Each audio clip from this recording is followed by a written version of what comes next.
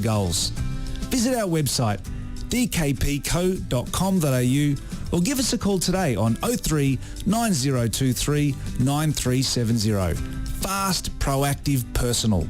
That's DKP & Co Chartered Accountants. Since 1998, Lanco Group has been providing superior civil engineering solutions and advice to developers, local government and service authorities across Australia. Lanco Group is known for delivering sustainable, efficient solutions.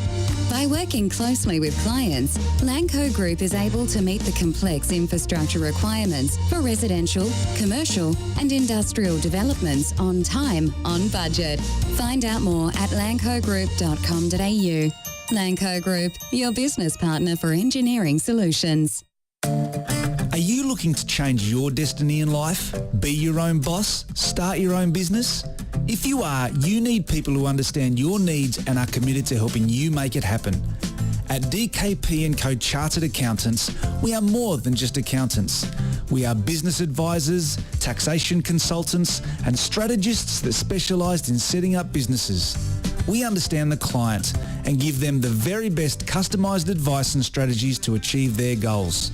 Visit our website dkpco.com.au or give us a call today on 03 9023 9370. Fast, proactive, personal. That's DKP & Co Chartered Accountants.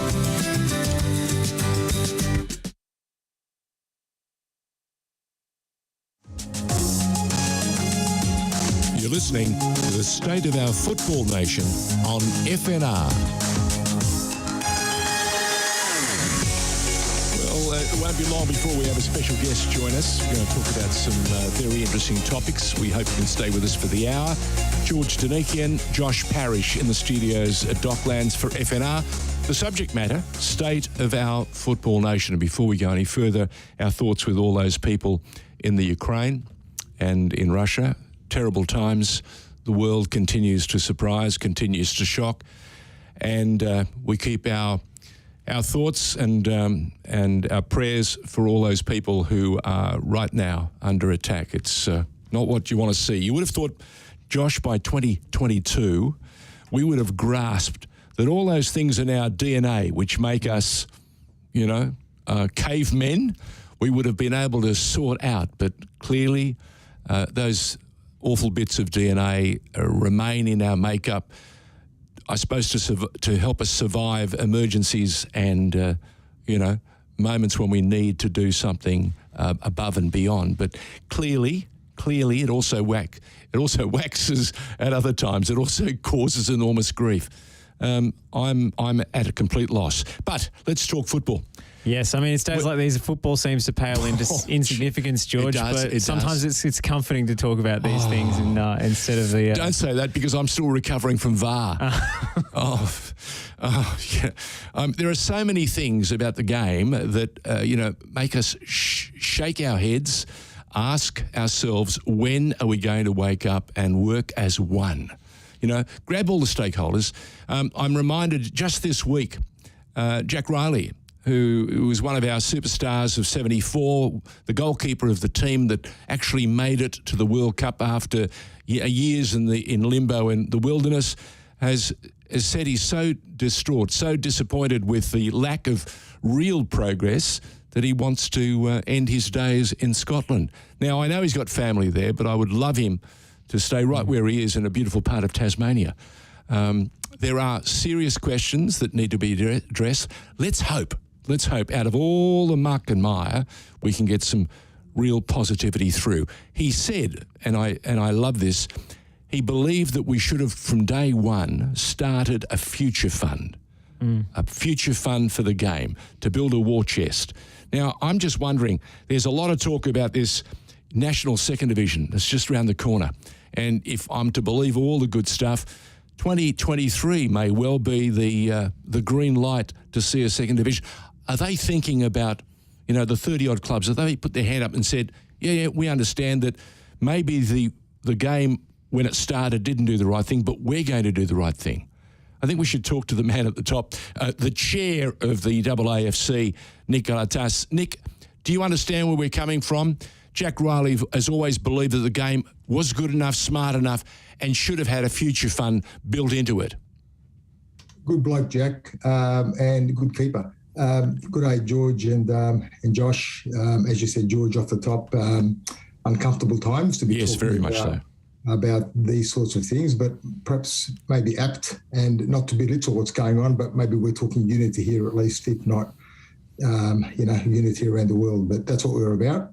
And as I said, I'm not to belittle for one moment what's going on in Ukraine and people around there who obviously are particularly stressed at this point in time, if not much, much worse. So, but here we are. So we carry on with our lives. And to your question, George, yes, Jack is someone who obviously was greatly invested in the game throughout his life, player, administrator, supporter, fan, and always had great ideas.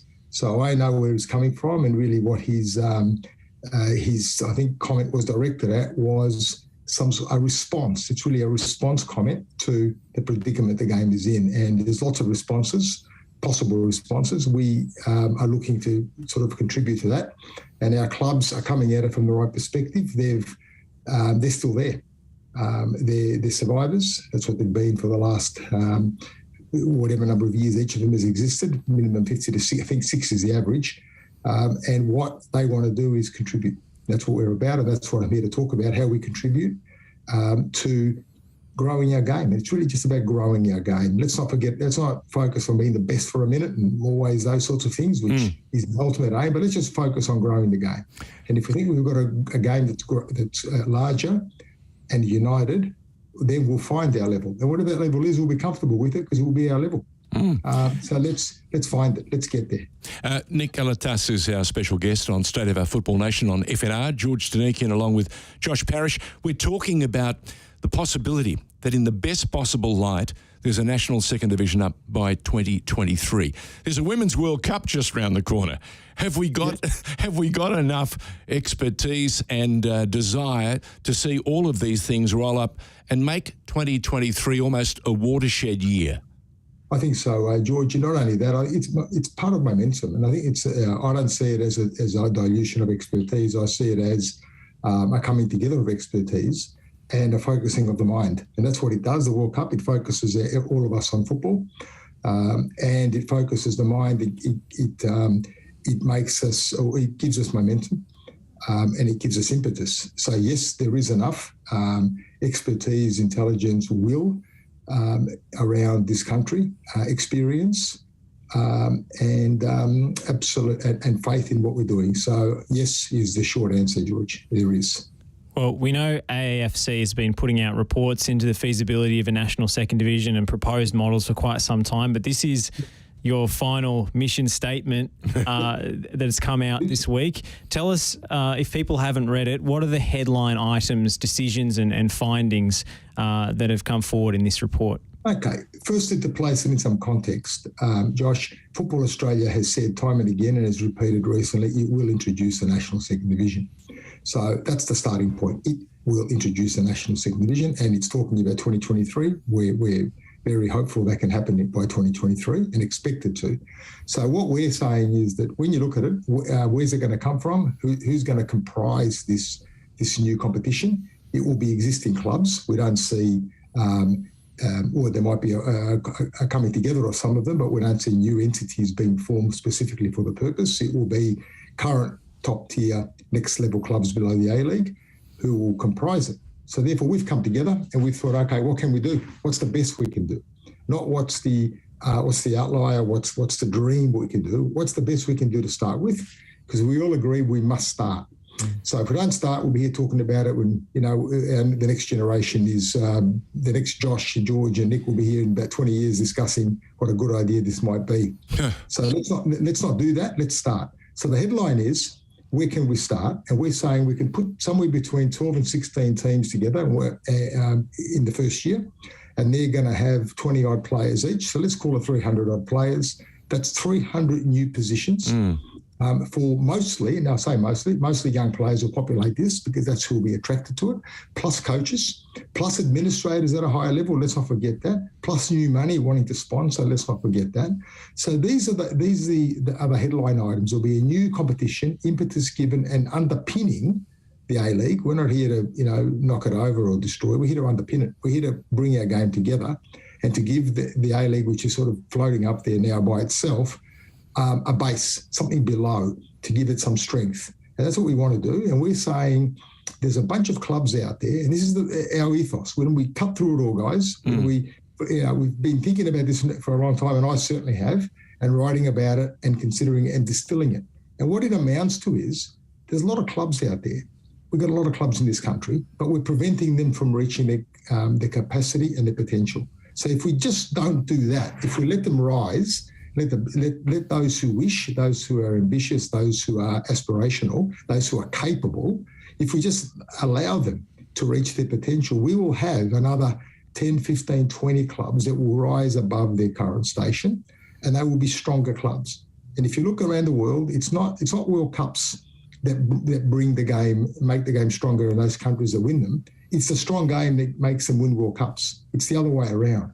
So that's why I think we miss. We look at an Italy or a Germany or a Brazil or someone who wins a World Cup and we say, oh, look at that. They've won World Cups, look at their game. But it's the other way. They've had a strong game. They've got lots of clubs. Therefore, they produce lots of players. There's a culture of football within those countries, facilities everywhere for players to play. And as a result of that, guess what? Surprise, surprise, good players emerge. And that's what we need to do. Now, it's going to take time. This is not a panacea. It's not a silver bullet. We're not suggesting for a minute that what we produce is going to somehow solve every single problem and it'll be wonderful and fantastic. And this is it. This is not the one thing that is missing. It is a key thing that is missing. What we need is more good, strong clubs. And that will, I think, unite people. It will give people faith. It will give people that want to drive and have ambition for the game and a willingness to achieve and to reach the top. The go-ahead, the green light to do so. And that's good for everyone, absolutely everyone. That's what we want. Nick Galatas is the chair of AAFC or AAFC, which is the body of clubs, 30 of them, 30. How do you get, Nick, just humour me for a moment, how do you get 15 or 16 clubs, in this second national division or this A-League 2, for example, from 30. I mean, somehow we've got to cull or we've got to use the lottery system. I know tonight in Australia there's a lottery for 120 million, which is absurd when you consider that I grew up with the Sydney Opera House lottery, which was $1 million, the grand total of $1 million. Nick, can you believe it? Can you believe it? I didn't grow up long after you. I'll tell you where I grew up. I grew up watching the Cats Lotto draw on a Saturday night with Mary Hardy. And it was $100,000. What was it? Mike Williamson. No, it got to $1 million or so. And I was watching that for the simple reason. I remember on the Penthouse Club because Hugh Johns would come on Star Soccer at 11 or 11:30, holding an umbrella in the rain, introducing the game. That's when it became a Leeds tragic, and let's not talk about that today. Wow. That's part of culture, and that's what brought me into it at the time as a young kid. I was 6 or 7 because I'm a Greek background. My parents didn't have any problems with me being up at midnight, but that was all of that. It's just between us, George, here. And so, that's the culture of the game. So, yes, we've got 30 clubs. There's more than that, of course, interested around the country. These are 30. We've got many more members than 30. Let's not forget. But you've got 30 solid signatures. Because we didn't get every club in the in our membership. We represent the NPL. We haven't asked all of them to join what we've termed our partner group. We formed the partner group, and this group of clubs, ambitious, aspirational clubs for the game. Not all of them are going to make the second division, and they know it. Among them, they know who's front and centre and who's a little bit behind, but there's unity among them. They're not all clamouring to be in year one, but they've all put up the same amount of money. They've all put up the same amount of commitment, time and effort over the last year and a half to produce this report. And it's a piece of work that I think we should all be proud of as a football nation because these clubs represent people from around the country. There's Perth, there's Adelaide, there's Tasmania in here, there's Newcastle, there's Canberra, Sydney, Melbourne, of course, and Queensland, all represented in this group. So this is the football nation coming together, representing volunteers around the country, putting together a report, which we are proud of because it's something that represents a lot of work, a lot of hard work, and a distilling of the history of this country's football and its capacity into the future in a document. So we're very, very proud of it. We think, and we're proud of the unity, as I say, within it, because the clubs aren't fighting among themselves. They're together and they've signed it. They've put their name to it front and centre, and they said, here we are, we can do it, give us a chance. And I mean, what more can you ask for as a football nation to say, look, these clubs that have been there forever, who've really been going through some restrictive times in what they can and can't do in the silo in which they find themselves, and 2 years of COVID later, let's not forget, here they are putting up the cash, putting up the time, the effort, and the commitment. So that's where we are, George. We've heard, I was going to make a joke about herding the cats, but the reality is I haven't had to do that. They've all come together willingly and cooperatively. Well, I mean, that's fantastic to hear. The preferred model in this report for the National Second Division is a full, genuine home and away season, as opposed to a sort of conference or Champions League style format that's been mooted as an option by Football Australia and others in the past. How do you plan to solve the tyranny of distance and the expense of staging a genuinely national competition with a full home and away season? Are we going to make the country smaller, Josh? No, there's a lot we can do. Look, no one is pretending there aren't challenges, and this country, presents challenges. And in the end, it's about what's the best model, not what's an ideal model, and not how would we structure this if we had a chance. I mean, yes, we don't have 50 million people living in a place the size of Victoria. That's not and that's just a reality. So what we're going to do is make sure that the economics of this model work, and that includes taking into account travel. So travel's a cost, no doubt about it. And it's a cost that some countries don't have. But when you look at the alternatives, and everyone does, and they say, oh, how do we solve travel? Let's look at breaking up the country in 2.5 conferences. Well, there's a cost to that. And the other cost that is opportunity cost. You don't, no one has Melbourne and Sydney in the same conference when you do that. They've got Sydney and Brisbane, or New South Wales and Queensland, and they've got some sort of configuration of the south, which doesn't quite make sense either when you think about it, because it's lateral and it goes all the way across to Perth or Adelaide, and they come up with these sorts of configurations that are don't solve the problem while adding a problem, and that is they add an opportunity cost whereby top derbies won't happen because of it. So we have to look at that, and so the solution therefore lies in having a sustainable model in other areas of its cost, accommodating the trouble. That's what's going to happen, and we outline that in the report. We say that where we start is not where we finish, so we've got to accommodate that at the beginning. We've got to make sure that what we pay players, what we take into account in accommodation. We might, for example, initially focus on not so many overnight stays when we have interstate games. Try and build games into daytime to start with, to ensure that the first year or two we launch well and we launch sustainably, and then we go from there. And we're having productive discussions with lots of people about that, productive discussions with the PFA about how that might work, and productive discussions, of course, with FA, so that we make sure that we're all on the same page with the common aim of this thing's got to happen. So what's the best way for it to happen? And that's what we've considered in the report, the best way for it to happen. Now, just listening to you talking about that and framing it in the language that you did, it suggests to me that the conversation started, you said young players. This is how we're going to be able to fill this competition. It won't be with bringing players in from outside for, big amounts of money, because what it is, it's about getting the next generation of potential Olyroos, Socceroos, Matildas and whatever, a chance to play regular competitive football, which is the one complaint we hear from every tier of our game, don't we? Exactly, George, exactly that. And one more thing, I think a player needs to be able to legitimately see a way forward. And you see... You mean in linear terms? Yeah, in linear terms. So what happens is a player, starts to stress at 16, 17, 18 years old because they can see, okay, I'm in the NPL, where am I at exactly? If I don't get picked up next year by an A-League academy, where am I? If I don't get, and that coincides with year 12, year 11, first year uni. There's a lot of other competing factors that go into a young person's life. And if they've got an opportunity to stay in the game, we lose them. Well, that's right. It does two things. It keeps them in the game, and some of those may go on.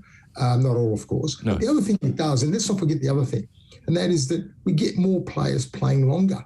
And that's a good in itself. Not all of them are going to play for the Socceroos and the Matildas. We know that, or make it overseas in some club or in the A-League. But what they will do is stay playing in the second division, some of them, or then having had an experience of 5, 10, 15 years in the game of enjoyment and taking out, put back in. That's culture. That's how culture happens. It doesn't happen by disaffecting players, losing them at 17, 18, 19, having paid all their NPL fees, and getting parents and players unhappy because, they got dropped off at 18 and had nowhere to go. And that's the bridge that's missing, and we hope to provide. You speak of the bridge, and I reflect on all the clubs, all the great community clubs that have been part of Australia's football history. And I can say with great clarity and great faith that the South Melbournes, the Sydney Olympics, the Melbourne Knights, the clubs that have, the Arpias of the world, they have been, as you say, at the very top end of the cultural story. They've been seeped, and that's how they've enriched their communities, one, their cities, two, and our football history, three. Yep. And we've got this concept of respect involved here as well, George, and concepts of justice. And when you contribute, you want to be acknowledged, you want to be understood, you want to be respected. And when you're not allowed to do that, and when you're told, no, you must direct all your resources one way or the other, you can't be what you can be, people, they don't take kindly to that. And even those who are, there's some people who are angry, but there's some people who just walk away. They lose interest. That's the majority. The majority aren't, expressing anger and frustration. They just walk. They don't engage. And we think there's a lot of goodwill in the game we can recover for the game as a whole, and that includes our top tier at the moment for everybody. If you flag to them, you're wanted, you're needed, you're part of it, you're a chance to be part of it, and to do it on your terms, not to do it on what someone tells you to do. If you don't hurt when your team loses and you don't feel exhilarated when your team wins, you're not going to stick. If you just go along and have a look and say, oh, that was nice, you're not going to stick. And I think that's part of what we're seeing at the moment. I mean, why is it that I hurt more when Leeds loses than when a local team loses now? It shouldn't be the case. As a Spurs man, I bleed every time we lose, and we lost at Turf Moor this morning, and I'm feeling sick. Good, because I do too. Yesterday, right? Burnley shouldn't be winning at the moment. It's another story. Let's not go there. Oh, yeah. So, yes, but that's what we want to go. We want to make sure we engender into all of this, that we have people who choose a club that they love and they stick with them, and that they respect them, and that we have a competition that is understood, respected for what it is. It doesn't have to be the greatest. We know it won't compare to EPL or La Liga or Serie A or Bundesliga. That's not going to happen, and let's not kid ourselves. But who cares? If we've got a league that we like, we've got clubs that we love, and we're watching good football, we're going to be all part of it. We're going to go along on the weekend and watch our team play, whichever team that may be. And if a team needs to drop into a low division or rise into a high division, that's all. How exciting! How fantastic! Imagine getting facilities built because your team's gone up a level, partaken of some more income upstairs through broadcasting or whatever, and then you drop, and then you've got this great little pavilion that you wouldn't have otherwise had, or a grandstand. I mean, it doesn't need to be we're fixed in a position of treading water our whole lives. Let's allow this game to grow. That's what we're about. We just want to allow it to grow and stop it and take away the restrictions we have artificially put in. I've said, George, time and again, go back 20 years and look at what we did. We put 7 teams in this country, 7 alone. You talked about the distance and the tyranny of distance. Well, in this big, wide, brown land, we thought it was a good idea to go with 7 teams, one in each city, no more than one. Forget the fact that we've now changed model. Everyone forgets that we've gone from an intercity to an intra-city model. We put 7 teams in place, men only, no women, no juniors, simply men, in a country the size of Australia, 1 in New Zealand, 7 in Australia, and told every other team, you're not going anywhere. That's what we did. Let's put it bluntly. That was the model, and someone thought that was a good idea. Now, that's not to say that what was there before it was perfect and brilliant, but let's look at what we put in place and how we can improve things. And we're saying, if we've learned anything from the last 20 years, it's that doesn't work. What works is allowing the best to reach their potential. That's what works. So let's allow that to happen. Speaking of which, when will the promotion and relegation to the state NPLs come in? Because we know getting promotion and relegation to the A-League is a longer-term goal of this competition. But when will we have a connected pyramid downwards? According to our model, we start off immediately doing that. Now, of course, we'll consult with the member. The FA will take the lead on this shortly when they've got a dedicated resource they're going to appoint to this to bring it home. And no doubt there will be discussions with how that works, and part of that will be when will the season run and how will it connect to the NPLs. And there's some mechanics to work out, which hopefully with goodwill that won't be difficult. But our view is from the start, because the last thing we want is to create yet another chasm and yet another silo where 12 teams come in off the top, or 14 or 16 to start with. They grow, they strengthen, and then no one can jump into that. So we say we want a fluid system from the outset, which will also take away the pressure from everyone wanting to join in year 1, thinking if we don't, we're not in. So if you think, okay, I'll be ready by year 2, year 3 to challenge through the NPL, that allows an organic, orderly way of doing things. So we're going for it, Josh, from day one. That's our model. We say that works best, but we'll see how what else is put to us and what else is proposed by member feds and FA and others. But our position is clear in the report. So what's next? What's next is Football Australia are about to, as we've said in our press release, it's imminent, we understand, to appoint someone.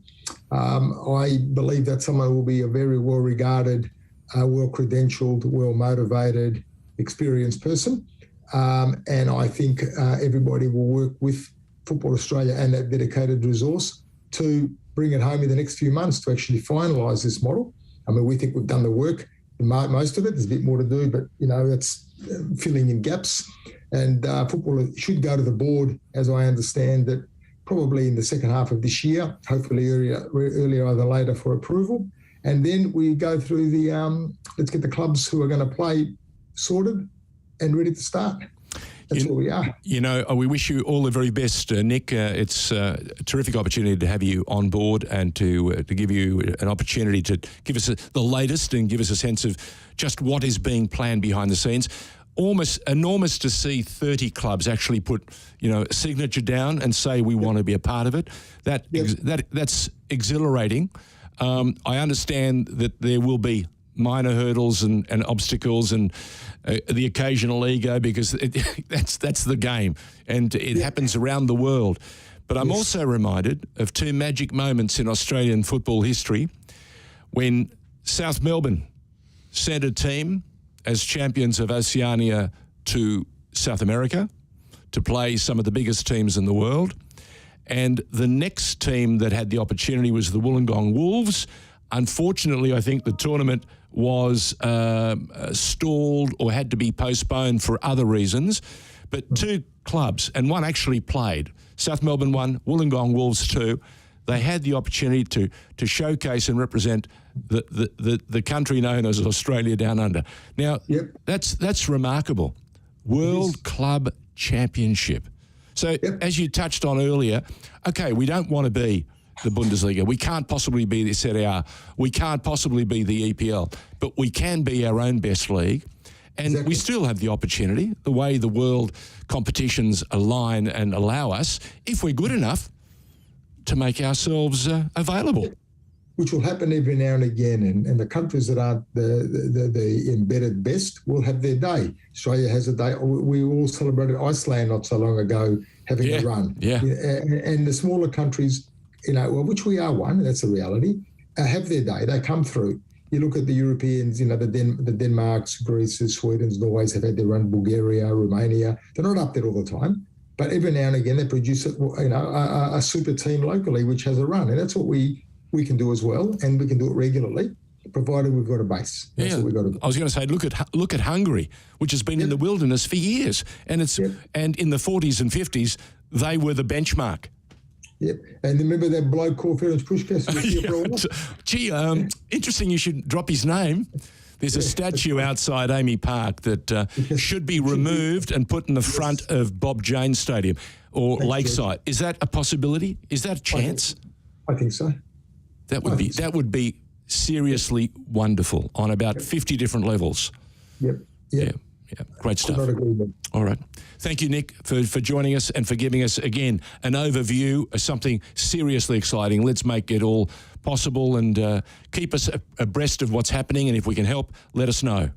Absolutely, George. Thank you very much for your support, both of you. Thanks, George. Thanks, Josh. Pleasure. Thanks, everybody. Pleasure. Thanks, Nick. We'll go to a short break and we've got more guests coming up on the other side. Fantastic. So stick around.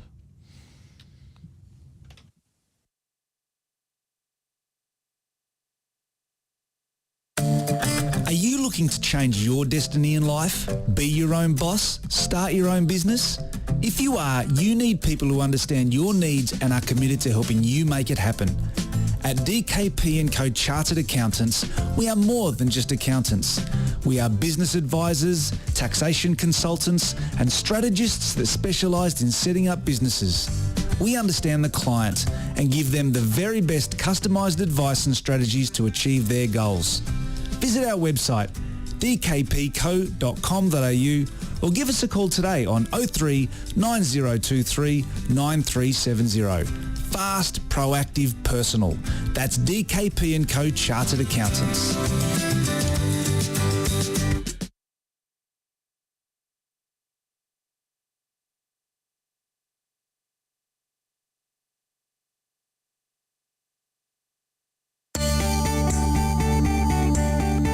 We are more than engineers.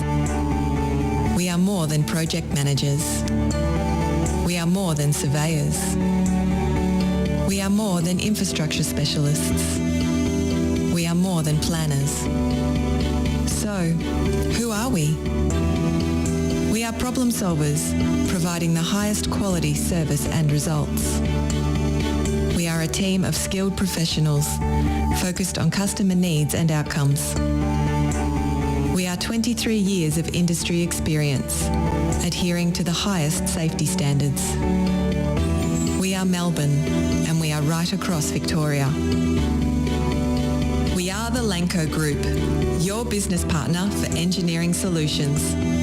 Lanco Group. We are more than you realise, and we are ready to partner with you.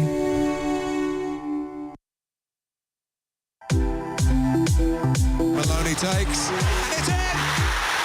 It's Ben Watson! It's Ben Watson for Wigan Athletic! They've surely won the FA Cup! For Dave Whelan, for Roberto Martinez! You just cannot write scripts like this!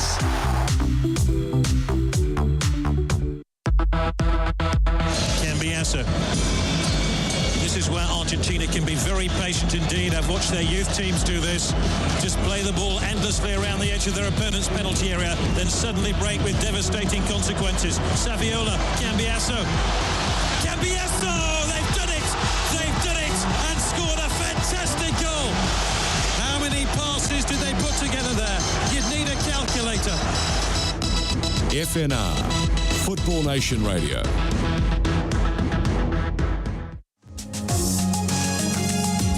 You're listening to the State of Our Football Nation on FNR. George Danakian, Josh Parrish, we've been talking football for the last half an hour or so, a little bit more than that. We have an hour at our disposal on Football Nation Radio to talk about all things that matter in the state of the game. We've had a chat to Nick Galatas, who's talked to us about an exciting initiative.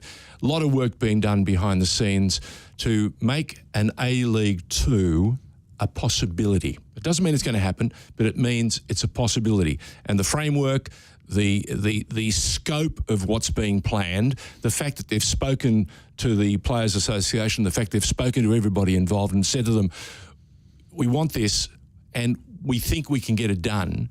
And it sounds seriously exciting. But as exciting as that is, I've spent the last few days fuming, reading Twitter and thinking to myself, just relax, folks. Relax. I know it was awful. And if you're a Central Coast Mariners fan and someone who loves their team, and boy, hasn't your team under Nick Montgomery been fantastic. They just won't quit. There is no quit in their game. But one of the referees made a couple of mistakes. I'm just reminded, and I keep saying to myself, if I had been sacked, or if they had said to me, we're going to sack you if you keep making mistakes, how long I would have lasted in television. I made plenty of mistakes. It was part of the growing, the learning. And unless you stretch yourself, unless you're trying to be better, yeah? And remember, and you're a referee. You understand how difficult it is at that precise moment to have the professional set of eyes on that decision that just went on and saying, I'm going to award this team or that player a free kick. Now, I've gone to the source now. I've gone to an ex-FIFA ref, someone who knows the game better than most, and I've asked him, and I've wanted to ask him this question for a few days now, and we should introduce him. Chris Bambridge, are you there? I'm here, George. Hi, guys. How are you? Welcome to the program. You know what I'm going to ask you. I'm going to ask you, what should we do to a referee that's had a couple of things mucked up? I'll get rid of him straight away, George. No. Jeez, that was quick. Thanks for joining us, Chris. Yeah, right. No problem. Now there's a bigger problem in the game if we do that. I do.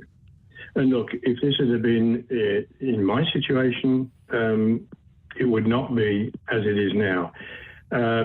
Many years ago, there was not the scrutiny, there was not the TV, there were not the various different organisations that chase these things through. It would happen on the weekend, the incident would go, and most of the people that were at the game by the next weekend, unless they happen to get me again, would have forgotten it.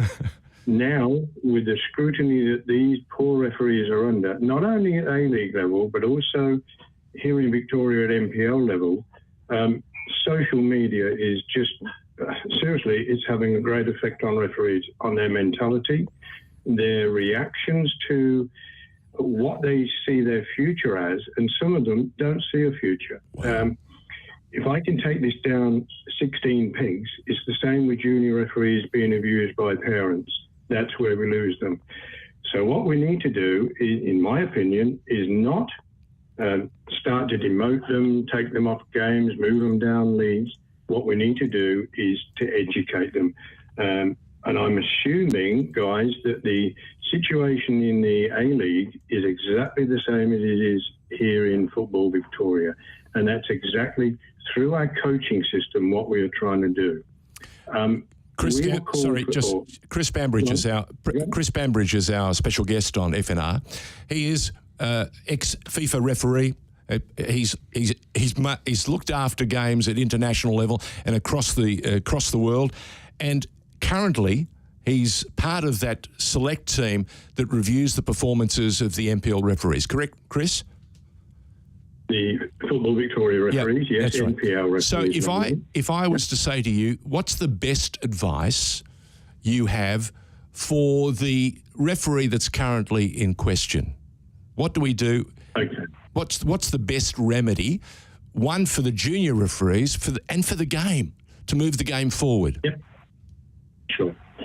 I think the initial reaction to your question, George, is exactly what we are doing here in Victoria. First of all, we need to identify the problem that the referee has and how has he dealt with it at the time, this particular incident. Nowadays, those referees have the opportunity to review that later in the week with a coach and the reports that they receive from the coach. And we were once upon a time called inspectors. Now, that to me is someone on a tram in the city who looks for a ticket. Nowadays, it's more about the coaching of referees. So what we need to do is identify the perceived problem, get the referee to accept that possibly he has erred in his judgment, and then talk about how we can resolve the problem and how we can get that referee to make better decisions in the future. Now, I understand the VAR comes in and all of that, but at local level here, what we do with the referees, once their report is done, it goes off to Michael Fabian, who is the head of referees now in Football Victoria. That man reviews every game in the NPL every week. And by the following weekend, he goes back to each referee with a resolution to any key match incidents, or KMDs as we call them, that occur in a game. And this year, to be truthful with you, we have been instructed as coaches, assessors, to look for two. I struggled last weekend on my game to find one key match incident. There was one that resulted in a penalty not being given. That referee has been consulted. He's been, if you like, shown the error of his ways, but he's also been asked how he can improve himself. And that is what they are doing at this level. And most referees, I'd say 98% of our referees at this level, A-League level, are the first people to self-analyse and admit they've made a mistake. It's about education, George.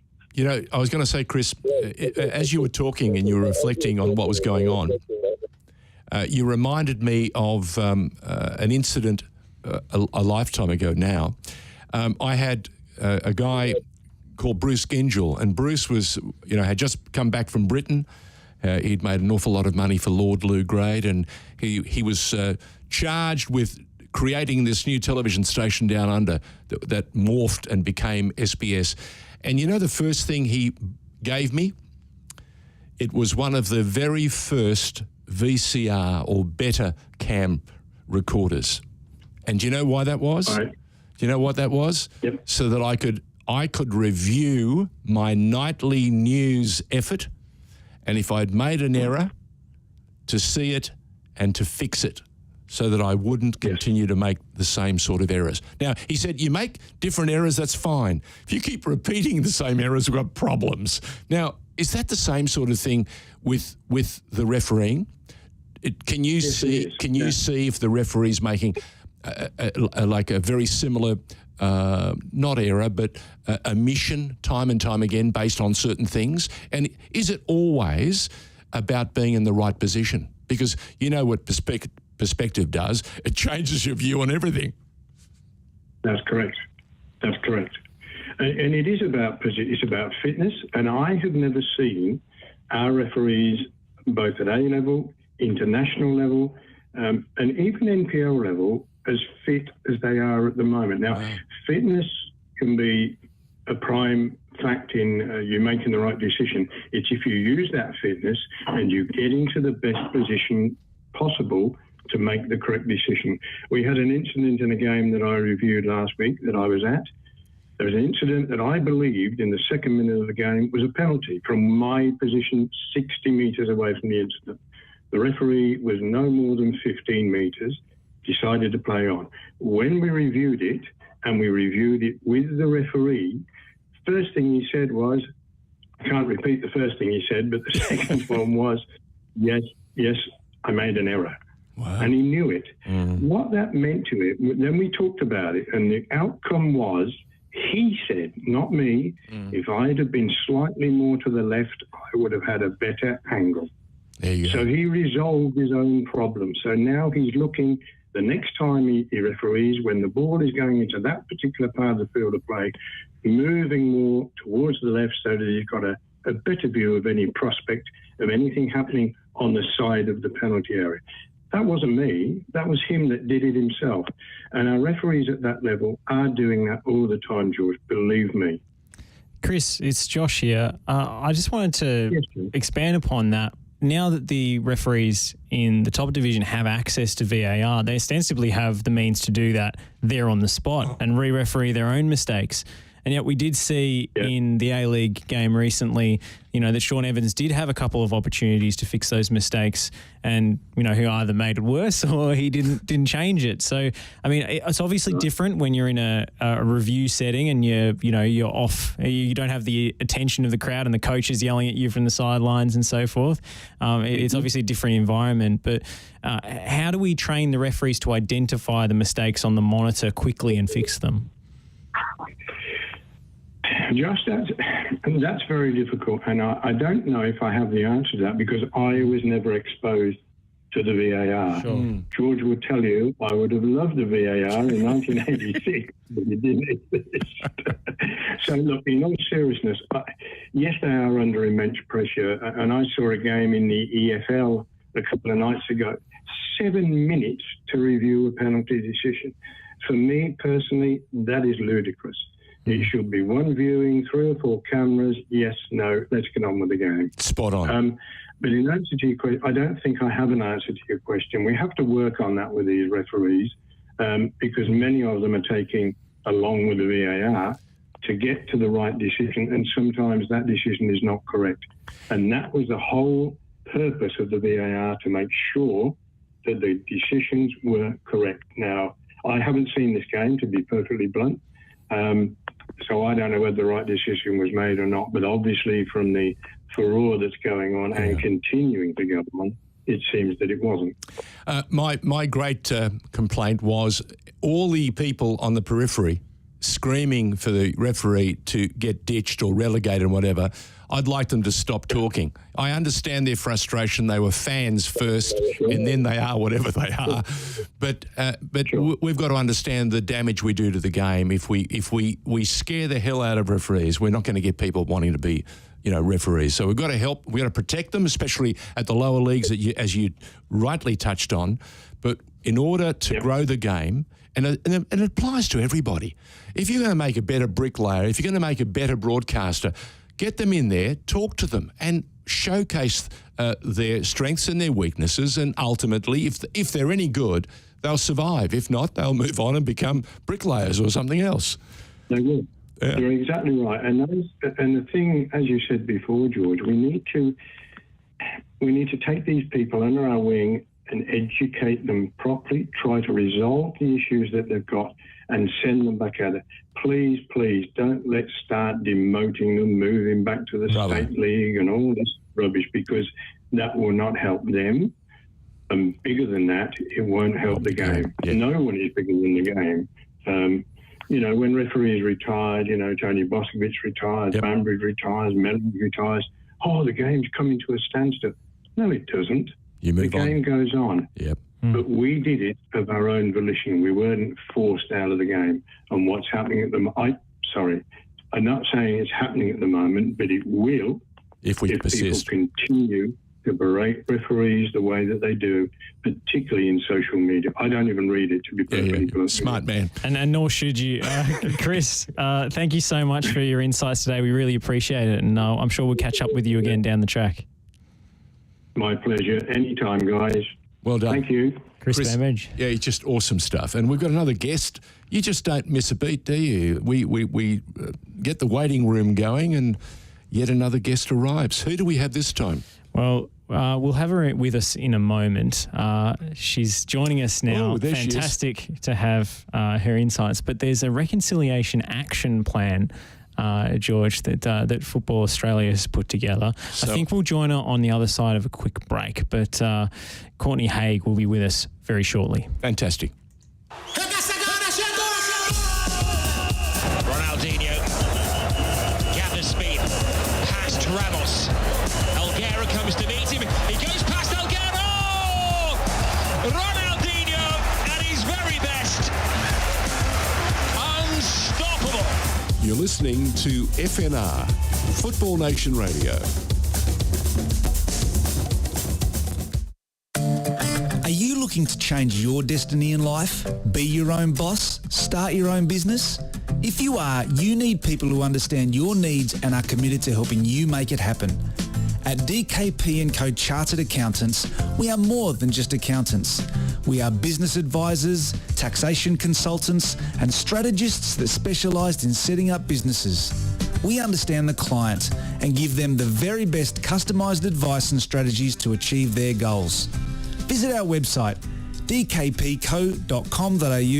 or give us a call today on 03 9023 9370.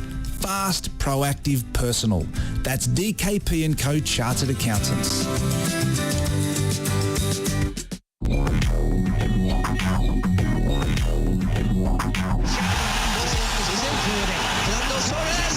This could be the most dramatic story of the season.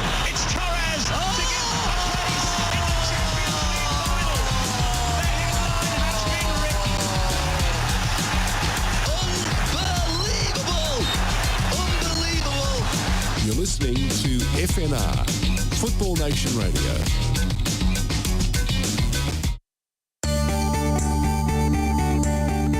We are more than engineers. We are more than project managers. We are more than surveyors. We are more than infrastructure specialists. We are more than planners. So, who are we? We are problem solvers, providing the highest quality service and results. We are a team of skilled professionals, focused on customer needs and outcomes. We are 23 years of industry experience, adhering to the highest safety standards. We are Melbourne, and we are right across Victoria. We are the Lanco Group, your business partner for engineering solutions. Lanco Group. We are more than you realise, and we are ready to partner with you.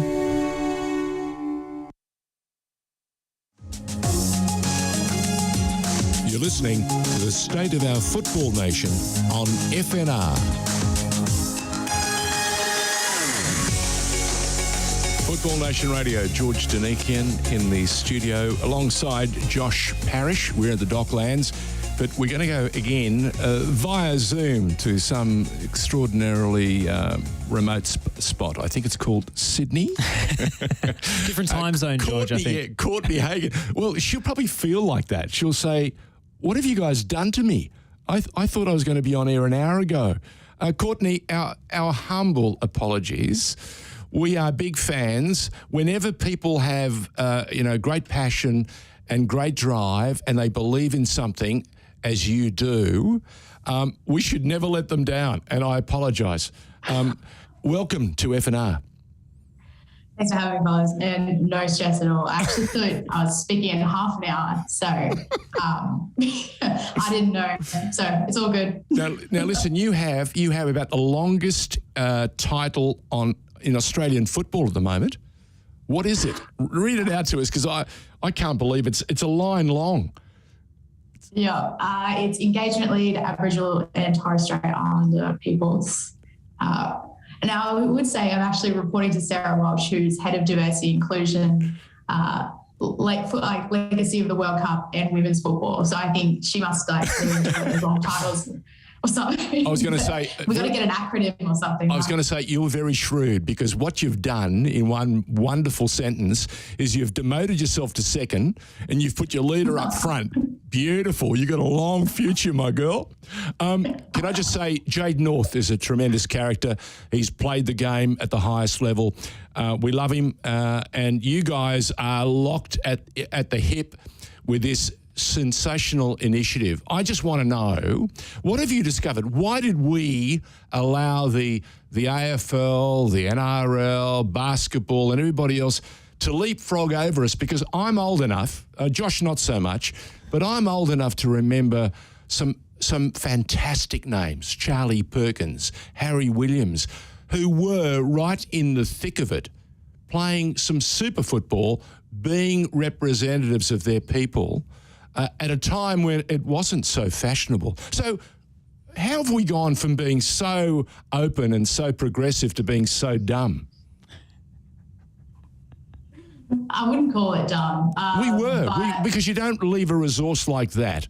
I mean, Kevin Sheedy, in my mind, is one of the greatest visionaries on the planet. I don't care what country we're talking about. He saw a future and he went after it at a time when there are a whole lot of people behind him going, oh, Kevin, what are you doing? What are you on about? But he was wonderful. He saw a time when we would embrace the whole country and our history and our first Australians in a manner that was respectful, proud and progressive. Agreed. I think, a lot of the national sporting bodies have had a deep history of connection to the game, but also that internalised pressure from multiple First Nations representatives, particularly in their backyard. I think I have only started in August, and what I've started to see in history is that, our national teams play overseas a lot, and there's not a lot of pressure from community, I think, to really activate as much as it has been in recent years.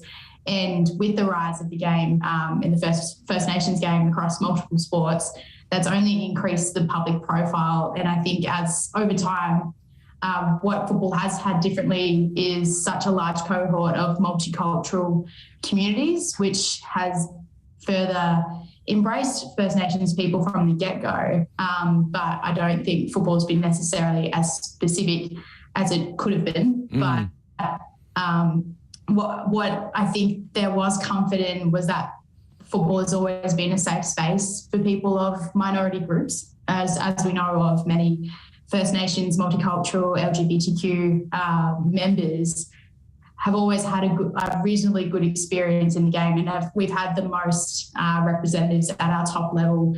So I think that's kind of where the comfort's sat. And now, not only as a sport, but as an organisation, I think as we're getting more progressive and more established in certain spaces, we're seeing that there is a need to be more specific to engage and tell the stories of our First Nations players. Not as just a part of diversity and inclusion, but more that it is a sleeping giant, and it has been for many years because it's just gone with the flow. And other national sporting organisations, I think, have tapped into that early, but they've also been driven by First Nations leadership, whether that be from advisory groups or particular positions that are in the organisation and things like that. So now as a wider society and corporate Australia are moving in that direction because of the likes of reconciliation action plans. That's where we're at the moment. So it's a great enabler for us to move from, and it's not always necessarily that we're starting last, but I think we've got lots that we are able to learn from other sporting codes that have done this work before, so we don't have to make the mistakes that they did prior.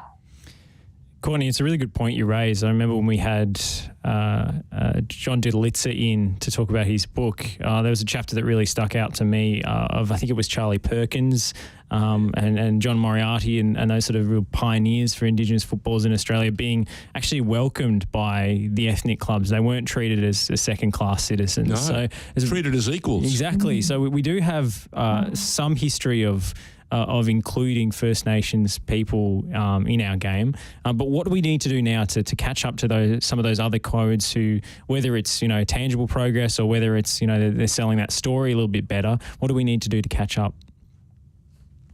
Yeah, look, there's a lot of work to do. I think it's making the game appealing for our mob as well and, relatable. You look at the Matildas at the moment, two of the most prolific members of the squad are First Nations women. But I think it's telling that story here and having our young women not only just see them, because often we hear the phrase, if you can't see it, you can't be it. But I think it's further. It's more than that. I think it's much more going through, analysing where the gaps are in participation and access. I think it's us working out how to leverage our current processes, programs, pathways, and identifying, where does it stop? Are we losing kids early to different codes, and why is that? And how can we dismantle it? But also kind of use football, as a catalyst for social change. And it's not always just about us getting Matildas and Socceroos. It's also about getting people to have positive relationships with exercise and using sport as a way to create unity between people, educate within our sphere of influence. We've got the hearts and minds of billions of people across the world.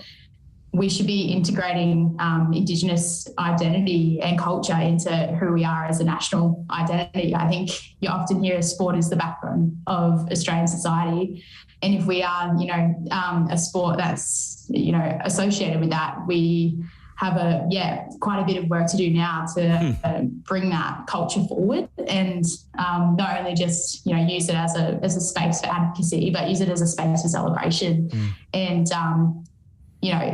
it's not about necessarily, you hear the words, being diverse and inclusive, and they're definitely the right words to use, but it's more than that. I think it's how do we embrace First Nations people, and it's not just embracing people by having certain flags in places and things like that, or Indigenous grounds. It's about how do we ensure that our clubs are always safe spaces, and that our football clubs also embrace the First Nations community around them. So, there's that.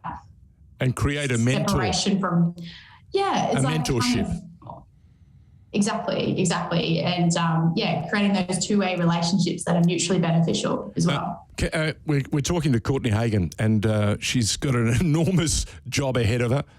Part of a tremendous team at Football Australia, doing something seriously exciting. It's an initiative to bring not only balance, but to get us to reach out to make sure that we do the right thing with the First Peoples of this country. And we've had them in our sport before, and I remember Charlie Perkins saying he felt at home at Panhellenic in Sydney. He felt like he was one of the boys. He felt like he was a hero, especially when they won. And the same applies. A few weeks ago, we had the great joy to reach out via Zoom. We went to Goa to speak to David Williams. They call him Willow the Wisp. He's a tremendous young man, an Indigenous footballer, first Australian. But you know what he was saying to us? And this will fill you, I hope, with enormous excitement. You know what he wants to do over the next few years as he winds down his career and moves on? He wants to be a serious agent for change.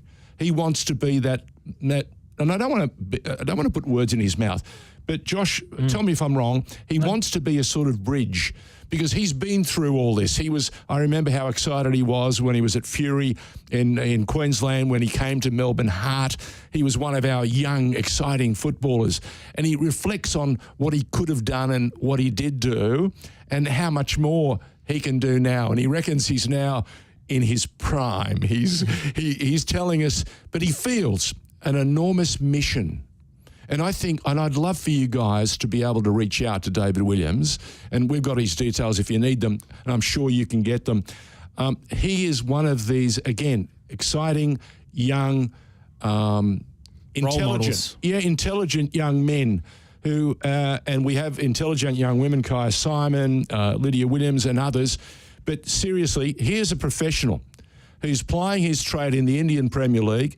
He's put his wife and his children in Townsville to one side for a couple of years because he needs to build a future for them. He's doing the FaceTime thing, much as what we're doing now, to keep abreast of what he's saying. And he reminded us how difficult it is living in a lovely hotel with the palm leaves and the beach out the front, but he can't get outside because unless he goes to training. Yeah, in the bubble. So it's in a bubble. But he was also telling us how exciting it was and what a mission he was on. But he also felt that he had a more important job to do. And I reckon it's the next one, the next phase of his career, which could help you, me, and every young boy and girl who wants to and loves this game and want to join it and be a participant. What do you think? Exciting to have someone like that. To have someone like that Absolutely. Shake the tree. Honestly, I think it's almost, I'm not even actually that surprised, to be honest, like to even think of the names you were just talking about before, the likes of Charlie Perkins, John Moriarty, Gordon Briscoe, they're all, fellas that had a great career in the game, some of them shorter than others, but then followed, work in advocacy and being agents of change. So that must just kind of be the legacy that football has created for our First Nations footballers somehow, not quite naturally and subconsciously. Even Jade North, for example, he's gone and had his career, and now he's going off to create change. Adam Sirota, Harry Williams, like there's so many more. And you sort of think like this must just sort of be the energy and the culture that football brings out in people. I think something that I've noticed from working in other sporting codes and being associated in other sports myself is that there's a great deal of passion in football, and passion for each other and passion for equality and equity.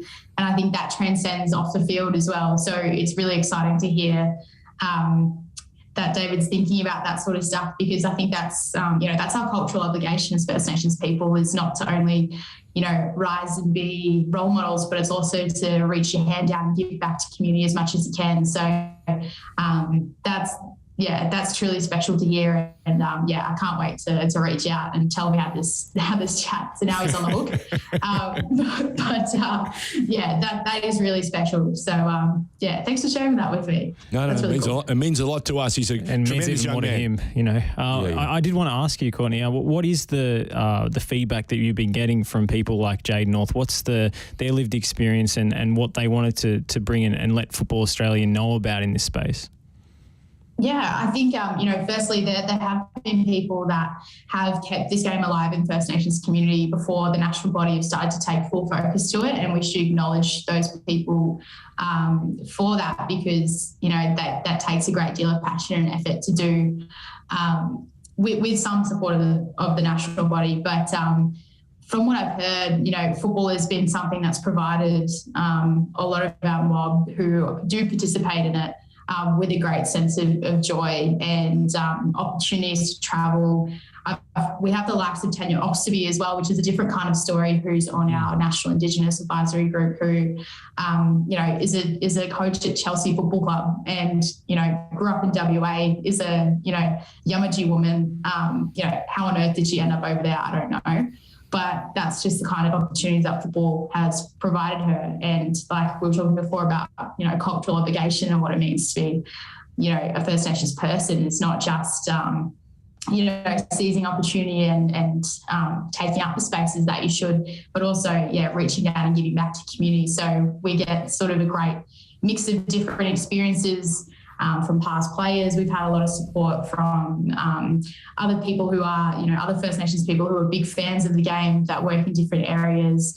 And then, the likes of people like Kaya Simon, who are currently still playing, supporting us, and Tanya Oxtoby, who's, in a different realm, but coaching, which is really, really cool. At least she's in a decent football club called... At least she's in a decent football club called Spurs Tottenham. Don't get George started here. Here we go again. No, I wanted to ask. She mentioned Chelsea. I couldn't let that go to the wicketkeeper. I think that's 3 Spurs mentions. I think we should play a sting every time. True. I wanted to ask you about the reconciliation action plan. Obviously, this is early stages of the process here, but what are the next big steps that have to be taken by the governing body?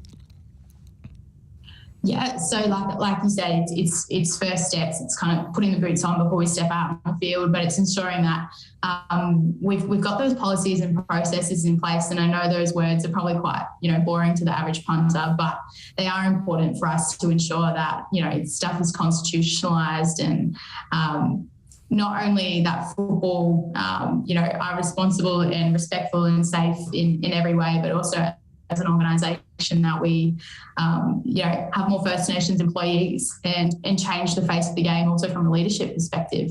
And that comes from us, leaning heavily into this newly established advisory group, but also using that as hopefully a domino effect out to our member federations and also clubland as well. Well, Courtney, thank you so much for giving us your time and your insights today. We really appreciate it. And we also appreciate what Football Australia is now looking to do in this space. It's an exciting time. So best of luck with it. Thanks, Legends. All the best. Courtney Hagan from Football Australia talking about the Reconciliation Action Plan that's been launched today. George, We've put her in touch with somebody. Put her in touch with David Williams who might like to contribute. Yeah. No, I think there's a lot of scope, and I like the fact that there are two young people who are passionate, who are driven, and they've got opportunity. That's the thing. What have you made of the hour and a little bit that we've done? It was interesting. We had a chance to talk to Nick Galatas, who's the AAFC chair, and he's talking openly and positively about something exciting. A lot of people don't know if it can happen. Other people saying it must happen. It's an interesting conversation that's being had. But let me tell you, what was really exciting was the fact that 30 football clubs of quite some standing have put pen to paper. They've signed on to be part of this very first National Second Division.